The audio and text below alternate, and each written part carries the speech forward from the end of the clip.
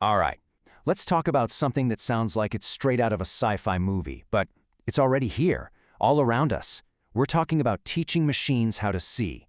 And believe me, this tech is changing our world, literally pixel by pixel. So, let's jump right in.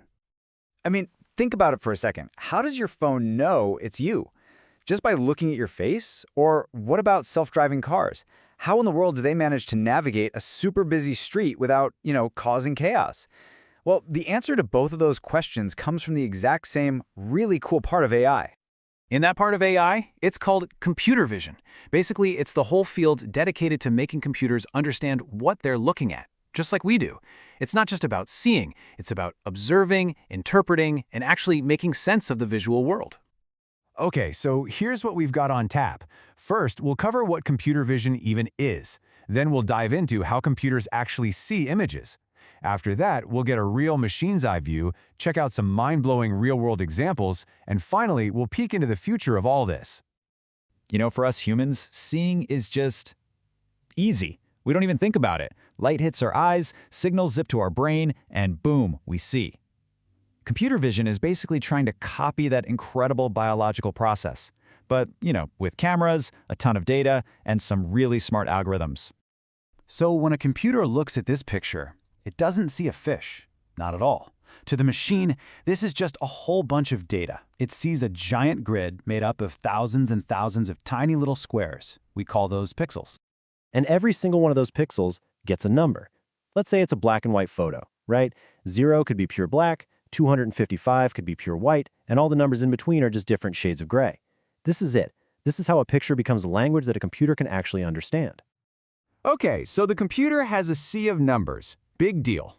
How does it get from that jumble of data to actually knowing, hey, that's a fish? Well, it's a whole process, a series of steps that turn all that raw data into something meaningful. And that journey has 5 main stages. First, you've got to get the image. Then you clean it up. That's preprocessing. Next, you find the important patterns, which is feature extraction. After that, you find and outline the objects. And finally, the computer makes a decision about what it's seeing. All right, let's zoom in on a few of those key steps. This is where the real magic happens, where all those pixels start to become actual perception. This is how the machine really starts to see. So, first things first, preprocessing. Think about trying to make out what's in a really grainy, blurry photo. It's hard, right? Well, same goes for a computer. So step 1 is to just clean the image up. It uses stuff like noise reduction to get rid of all that visual static and junk, giving it a much cleaner starting point. After it's clean, we have what's called normalization. See, the computer needs everything to be consistent to learn well. So it takes all those pixel values, that 0 to 255 range we talked about, and squishes them down to a simple scale, like 0 to 1. This just puts every single image on the same level playing field. And then, to make the important stuff really stand out, it does something called histogram equalization. This is a fancy way of saying it cranks up the contrast. It makes a dull, washed-out image way sharper, pulling all those important details right out of the shadows.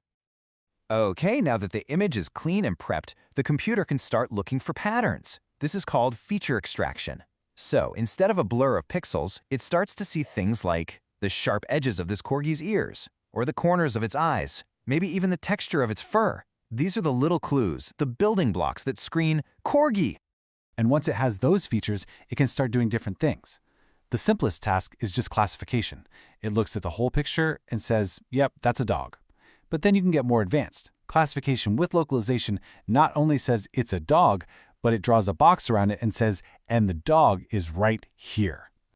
But why stop there? It can get way, way more precise. This is called instant segmentation, and it's incredible. Instead of just a clumsy box, the AI outlines the exact pixels of every single object. It knows the precise shape of each sheep, and it knows the exact shape of the dog. It's like a perfect digital cutout. So that's the how. We've seen the nuts and bolts of it. Now let's talk about the where. Because this tech isn't just in a lab somewhere. It's already out in the wild, in so many parts of our lives, probably in ways you haven't even thought about. I mean, it's the facial recognition that tags you and your friends on social media. It's the literal eyes of a self-driving car. In hospitals, it's helping doctors spot diseases in medical scans way earlier. On a factory line, it's checking products for defects faster than any human ever could. it's in public safety systems, and it's even building the 3D worlds you see in augmented and virtual reality. Seriously, the list just goes on and on. So, where is all this headed? As this technology gets more and more powerful and shows up in more places, we really have to stop and think about both sides of the coin, the amazing promise and, yeah, the potential dangers. On one hand, the upside is huge. We're talking about making everything more efficient, making our roads safer, maybe even unlocking new scientific breakthroughs. But there's a flip side. With all that power comes some really tough challenges. We've got to figure out huge questions around privacy, what to do about fake images and videos, and how to make sure these AI systems aren't biased. So, the way forward has to be a careful one. The source material for this explainer puts it perfectly, saying that if we embrace the innovation, but also really focus on the ethics, we can make sure this technology actually helps people. It's not just about what's possible, right? It's about what's right. And all of this leaves us with one last really big question to chew on. These systems, they only learn from the data we give them. They see the world through the lens we create. So as these machines gain this powerful new sense of sight, the most important decision is ours.